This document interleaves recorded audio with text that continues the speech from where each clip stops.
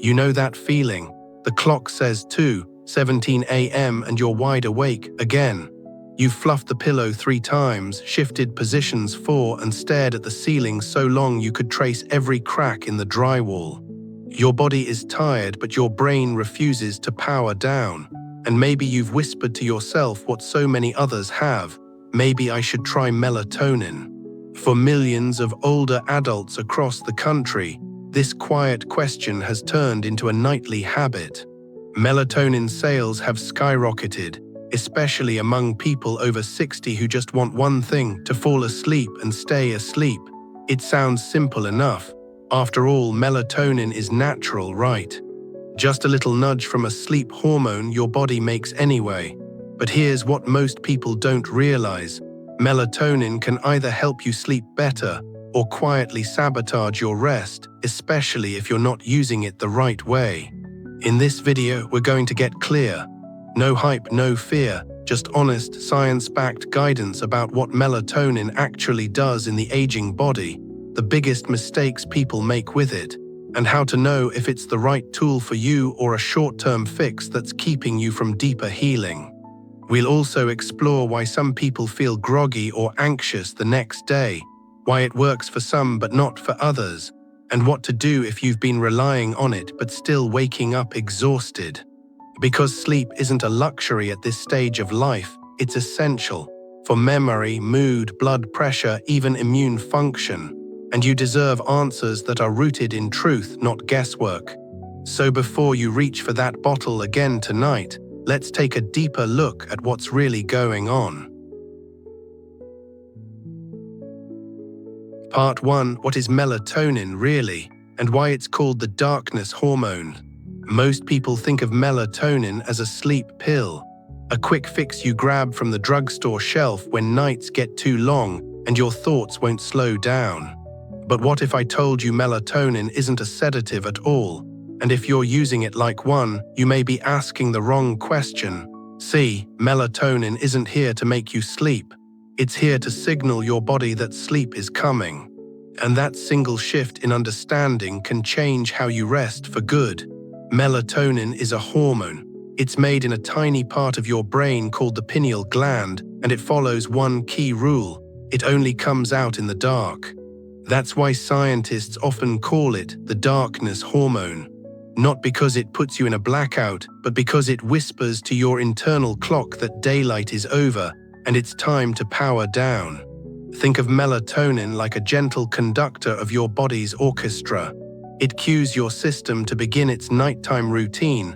Lower your core temperature, slow your heart rate, ease your brain waves. It doesn't force sleep, it invites it. The problem is most of us are no longer living in rhythm with darkness. We're exposed to bright lights late at night, overhead lighting, televisions, phones, tablets, and to your brain that light says one thing: stay awake. Even the smallest amount of blue light can disrupt melatonin production, especially as we age and our natural levels are already declining. That's one reason why sleep becomes more fragile after 60. Not just because we're older, but because we're living in ways that confuse our biology. And here's where many older adults get stuck. They're tired, they want to sleep, so they reach for melatonin assuming it will knock them out. But if you take it while your lights are still on or your phone's still glowing, you're sending mixed signals to your body. You're telling your brain it's bedtime while also shouting, stay alert. That's why melatonin doesn't seem to work for some people, because it's not a sleeping pill. It's a rhythm regulator. It works best with your body, not against it. Understanding melatonin isn't about memorizing science. It's about reclaiming your natural rhythm. It's about honoring what your body has always known, that nightfall is sacred, and that slowing down is a biological need, not a weakness. The more you respect the signal, by dimming your lights, turning off screens, and letting darkness be darkness, the more melatonin can do what it was built to do: open the doorway to rest. So before you think about how much melatonin to take or which brand to buy, step back and ask, am I giving my body the message that it's truly time to let go? Because melatonin can't do its job if the world around you is still on full blast. Sometimes the best way to help your body sleep is to start by turning off the noise. Part 2: Why sleep gets harder after 60. You didn't always struggle with sleep. There was a time, maybe not that long ago, when you could fall asleep watching TV and wake up feeling mostly okay. But now it's different. You may fall asleep fast but wake up at 3 a.m. and can't drift back. Or you toss and turn for hours only to rise feeling like you barely slept. It's not in your head, it's not just getting older. It's how your biology evolves over time. After 60, the body begins to produce less melatonin naturally. It doesn't make the hormone stop altogether, but the supply is slower, lighter, and more fragile. And since melatonin is the signal that tells your body it's time to power down, a weaker signal means a longer delay in winding down and a shallower sleep once you get there. On top of that, our sleep becomes more fragmented. We cycle into lighter stages more often and spend less time in deep, restorative sleep, the kind that strengthens memory, supports the immune system, and keeps inflammation at bay. But there's more to it than hormones. Aging also affects the brain's master clock, known as the suprachiasmatic nucleus. This is the area that controls your circadian rhythm, the natural rise and fall of energy across a 24-hour day. As this clock gets less precise, your body can start to send mixed signals. You feel sleepy too early, then wake too early, or you feel wide awake late into the night. These patterns can become confusing, frustrating, even isolating. But here's the truth: just because sleep changes with age doesn't mean poor sleep is inevitable. Once you understand the why, you can begin to work with your body instead of fighting it. Rest may take more intention now, but it's still within reach and more vital than ever. Part 3: When less is more, the right dose for older adults. When it comes to melatonin, most people make one quiet but critical mistake. They assume that if a little helps, more must be better. So they reach for the 5 mg, 10 mg, sometimes even 20 mg options on the store shelf, without realizing those doses are often far too much, especially for older adults. Here's the truth: your body only needs a whisper of melatonin to get the message that it's time for sleep. Scientists and sleep specialists consistently recommend a low dose, between 0.3 mg and 1.5 mg for adults over 60. That's because melatonin is a signal, not a sedative. It doesn't knock you out, it nudges your body into rest. When you take too much, you overload the system. Instead of helping your brain relax, high doses can lead to grogginess, vivid dreams or nightmares, morning fog, and even headaches or nausea. What's even more surprising: many over-the-counter melatonin products contain much more than what's listed on the label. In fact, studies have shown some pills labeled as 3 mg may actually contain 5 times that amount, or worse, inconsistent doses from pill to pill. That means even if you're trying to take the right amount, you could still be flooding your system without knowing it. And here's the tricky part: once you take too much, your body may respond by delaying your internal clock, not advancing it. So instead of helping you fall asleep earlier, melatonin taken incorrectly, especially at high doses or too late at night, can shift your rhythm, making it harder to fall asleep at a normal hour the next day. It becomes a cycle. More grogginess, more pills, more confusion. The goal isn't to feel melatonin working like a sleeping pill. In fact, if you feel a sudden wave of drowsiness or heaviness, you've likely taken too much. When taken in the proper dose and at the right time, about 60 to 90 minutes before bed, melatonin should work quietly in the background, gently guiding your body into readiness for sleep. So before you reach for that bottle tonight, pause, check the label, start small. You can always adjust later, but with melatonin, less is not only more. It's safer, smarter, and far more in tune with how your body actually works.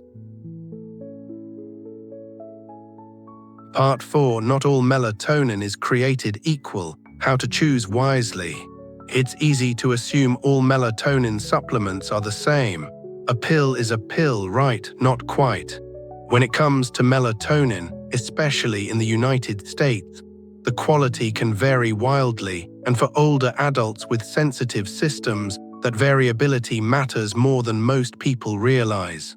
Unlike prescription medications, melatonin is sold as a dietary supplement. That means it's not tightly regulated by the FDA, and manufacturers aren't required to prove what's actually inside each pill. And the truth is troubling. Independent studies have found that some melatonin products contain far more or far less than what's listed on the label. One analysis discovered variances of up to 400% between what's promised and what's inside. Even worse, some brands were found to contain unexpected ingredients, including serotonin, a completely different hormone that should not be in a sleep aid at all. So what does that mean for you? It means that choosing the right melatonin product isn't just about the dosage on the label, it's about trusting the company that made it. Look for brands that have third-party verification. The most reliable certifications to watch for are USP, United States Pharmacopoeia, or NSF International. These groups test supplements for purity, consistency, and accuracy, so you know that what you're putting in your body is exactly what it claims to be. One brand many experts recommend is Melatonin, which contains plant-based melatonin in very low doses and is independently tested. But the most important takeaway is this: don't just grab the cheapest bottle on the shelf. Your sleep, your clarity, and your health are worth more than that. Because when you're trying to fix something as delicate as sleep, you can't afford to play guessing games. You need to know what you're taking, how much you're taking, and whether your body can trust it. The right melatonin shouldn't feel like a gamble, it should feel like support. Part 5. Don't use melatonin to cover up bad sleep habits. It's tempting to think melatonin can undo the damage of a long day, too much stress, too much screen time, too much late-night snacking or scrolling. One little pill and maybe it'll cancel all that out. But here's the honest truth: melatonin can't fix a lifestyle that's working against sleep. If you're lying in bed with your phone glowing inches from your face or sipping a glass of wine to unwind, melatonin can only do so much. It's not a sleeping pill, it's not a tranquilizer, it's a signal, and signals only work if the environment around them is quiet enough to receive them. The problem is many people start to rely on melatonin as a nightly crutch. They take it without questioning why sleep feels hard in the first place. Over time, this can create a pattern, neglecting healthy sleep habits, hoping a supplement will fill the gap. But eventually, even melatonin stops working, not because your body is broken, but because the basics of good sleep hygiene were never in place. The foundation matters. That means dimming your lights an hour before bed, turning off screens that trick your brain into thinking it's still daylight, keeping your bedroom cool, dark, and quiet, skipping the late-night snack that spikes blood sugar and jolts you awake. And yes, letting go of alcohol before bedtime. It may help you fall asleep faster, but it interrupts deep sleep later in the night. Melatonin works best as a complement, not a replacement. Think of it like setting a table for sleep. You still need the lights low, the mood calm, and the distractions quieted. Melatonin may be the signal, but your daily habits are the invitation. Without them, sleep won't stay. So ask yourself gently before reaching for that pill: am I giving my body the right conditions to rest, or just trying to override the noise with a shortcut? Part 6. Melatonin can interact with common medications. Melatonin is often seen as harmless because it's natural. It's not a prescription. You can buy it over the counter, take it when you want, and many assume that means it's safe for everyone. But here's the truth that rarely gets discussed. Melatonin can interact with a number of common medications, sometimes in ways that silently disrupt your health. If you're over 60, there's a good chance you're managing more than one prescription. Maybe it's for high blood pressure, maybe it's diabetes, depression, anxiety, or a heart condition. Melatonin, although gentle in nature, can still alter how these medications work. For example, it may raise blood pressure in people taking certain hypertension drugs. It can interfere with SSRIs, often prescribed for depression or anxiety, leading to unwanted side effects like dizziness or mood changes. It can even affect how your body processes blood thinners, immunosuppressants, or diabetes medications, creating subtle risks you may not notice until they compound over time. This doesn't mean melatonin is dangerous, it means it's not neutral. Like anything that affects your body's chemistry, it needs to be used with awareness. And that awareness starts with one simple but powerful step. Talk to your doctor or pharmacist. Bring the bottle, ask specific questions, let them know when and how often you're taking it. These conversations are especially important if you've recently changed your medication or started noticing unusual side effects like extra grogginess, blood sugar fluctuations, or new sleep disruptions. It's not about fear, it's about clarity. Because at this stage of life, your health is a careful balance, and everything you add to the mix, even something as common as melatonin, deserves a second look. So before you assume natural means harmless, pause and ask, is this supporting my health or complicating it quietly in the background? Your sleep matters, but so does the rest of you. Part 7. When melatonin doesn't work, try these natural alternatives. For some people, melatonin just doesn't work, and that's okay. It's not a failure. It doesn't mean your body is broken or that good sleep is out of reach. It simply means your path to rest may need a different kind of support, one that works with your body's unique rhythms instead of trying to force them. If you've tried melatonin consistently and still wake up in the night, feel groggy in the morning, or just don't notice any improvement, you're not alone. Melatonin is a signal, not a sedative, and for some people, especially those dealing with chronic stress, anxiety, or inflammation, it may not be the most effective tool, but that doesn't mean you're out of options.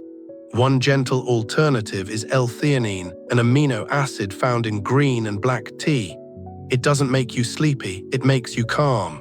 It works by reducing mental tension, lowering anxiety, and creating the relaxed state your body needs to naturally transition into sleep. Taken in the evening, it can quiet racing thoughts and help you settle into rest without the fog. Another option is CBD, a non-psychoactive compound from hemp. No, it won't make you high, but it has been shown to reduce stress hormones like cortisol and help the body enter a more relaxed, sleep-ready state.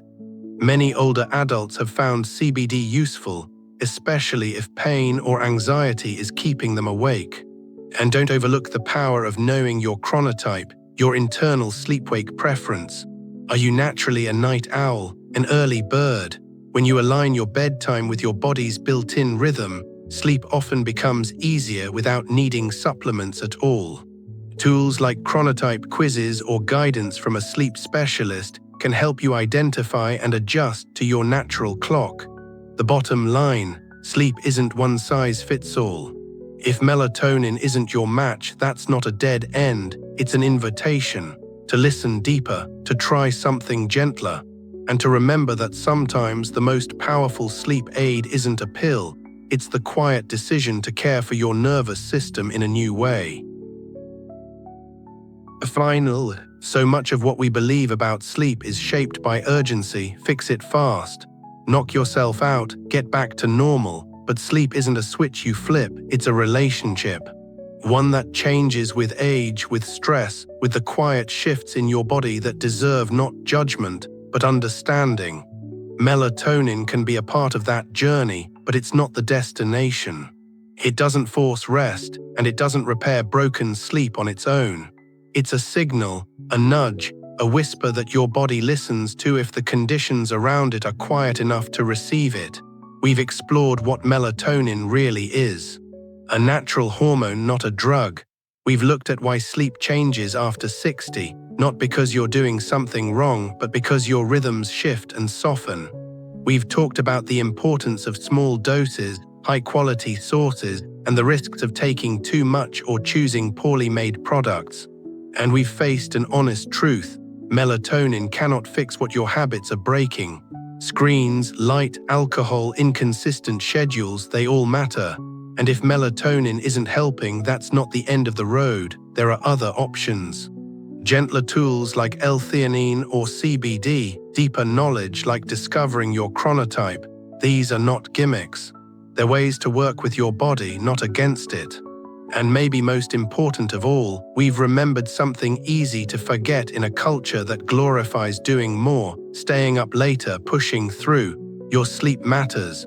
It's not selfish. It's not optional. It's the foundation of your memory, your energy, your mood, your heart. At this stage of life, rest is not a luxury, it's medicine. So if you've been chasing better sleep with frustration or fear, maybe now is the moment to stop chasing and start listening to what your body is already saying, to what it needs to feel safe enough to let go, because the most powerful sleep support you can offer is the quiet promise to honor it.